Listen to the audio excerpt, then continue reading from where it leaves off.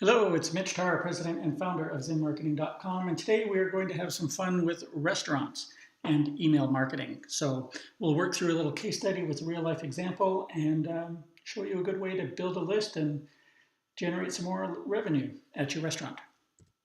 So just to kind of set your expectations, we all eat in restaurants. So how many restaurants have asked for your email in the last year out of the ones that you've been to? So let's say you've been out for dinner at a notable restaurant, not a fast food restaurant, but a notable restaurant maybe 50 times. So how many email lists are you on?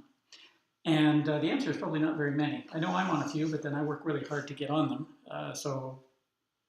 But I'm certainly not on as many lists as I have been out to dinner at.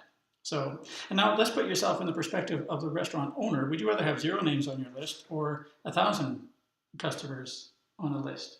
And what could you do with those names? I mean, for instance, you're not going to send an email and say, come out and book your Valentine's dinner, because you're going to sell out on Valentine's kind of no matter what you do. But the Tuesday after Valentine's might be a pretty quiet evening and you might want to fill the restaurant. And if you had 1,000 names on your list of people that were in the neighborhood, you could send a follow-up promotion, a Valentine's week message, and try and make that dead Tuesday or that quiet Tuesday a lot busier. And once you've developed some skill at doing this, you can basically pick your low spots, your slower periods, and use your email list to fill the spots. So that's really the notion. No need to remind people to come and see you at Valentine's, because like I said, you'll probably be sold out anyway. But let me show you a pretty good example I saw this weekend. We were in Tucson at a restaurant at the north end of one of the Galleria malls, or the Galleria Mall. And we're at a nice little tequila and taco restaurant, a nice Mexican food place. It was very upper end. And at the end of the dinner, at the end of lunch, they gave us our tab, and they also gave us this little card, a little printed card. Now, you probably can't read the detail of it, but the first arrow at the top, it basically says, provide us your email address, plus a tiny bit more, to receive information on special discounts, birthday gifts, and exclusive events. So, and it also says, we won't share your personal info, it's just for our eyes only. So essentially what they're doing is telling you why they'd like to have you on their email list, and they've given you a printed card so that it makes it easier for you to do so when you fill in the check. Now, the waitstaff, our waitress, didn't really say anything about this. It was just there, so it was ours to discover.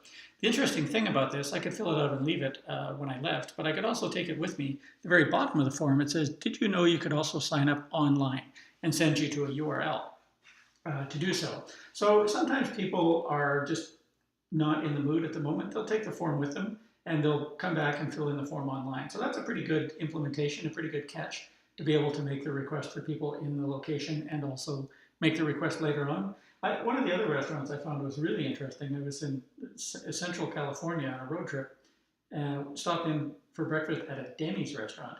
And this Denny's restaurant was asking for email addresses at the checkout till just on a photocopied piece of paper. It just said email address and your name. That's all it said. They had a pen taped to the clipboard, and basically they were building an email list, old school. And there was nothing wrong with this at all. In fact, I put my email address on the list and still receive emails from these guys. They were nice and professional, not overdoing it, not pushy. It was just a nice touch. So it just goes to show you that you don't have to go through the exercise of creating a fancy form to do this. You can do it at the till with a piece of paper. So there's no reason not to get started on this.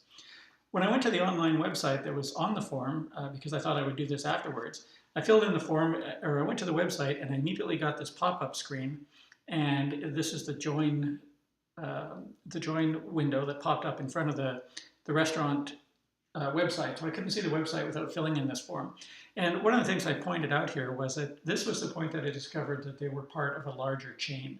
So essentially what I had to do here, where I pointed out with the arrow, is I had to check off the location where I actually filled in the form. Because they were in different cities across the South, this application could be used, or this form and website could be used for any one of the locations. So they were basically doing some scale. So here's an example of a larger chain. It's done a really good job of the print form, also a really good job of the online form. And you can't read it here because it's white text on black, but it says, join eBytes. It's our way of helping you informed. Actually, there's a typo, so maybe not so good. Helping you informed while you reap the benefits of being our friend. And then it shows you what the benefits are. Chef recipes, surprise complimentary dinners, VIP restaurant invitations, and more. So they're always working to try and tell you why to join the list. And that's just a good practice. So something you want to do when you're doing your own forums. So in a summary, I would say make sure that you are at least attempting to collect email addresses in the restaurant. Something as simple as a sign-up form at the till, a fishbowl for a free lunch draw, or a free entree at the counter, where people put in their business cards. Just make it easy for people to get on the list. Something that you might consider doing is at least motivating your waitstaff to get people on the list, to ask them or to incent them or to let them know that the form is there, because it's not something that they would normally do just in the course of conversation. And make sure you always tell people what they get for joining. Give them a good reason to be on your list. It always helps to get more people to take the action to do it, or take the extra effort to go online and do it. And definitely combine it with online. So don't just think of this as a straight paper form, fishbowl draw prize, or sign up form on the tab or receipt.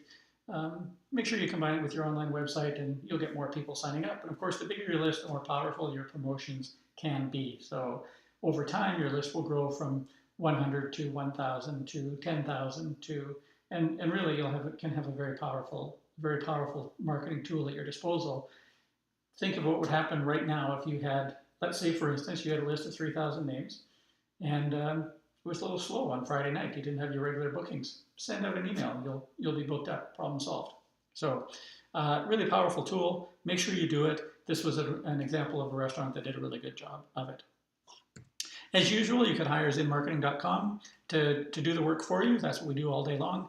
Or you can learn to do it yourself by going to nospamemailmarketing.com. It's a really excellent training program there that teaches you kind of all the things we've learned in the last 6 years of doing nothing but email marketing all day long. Thanks, and have a good one.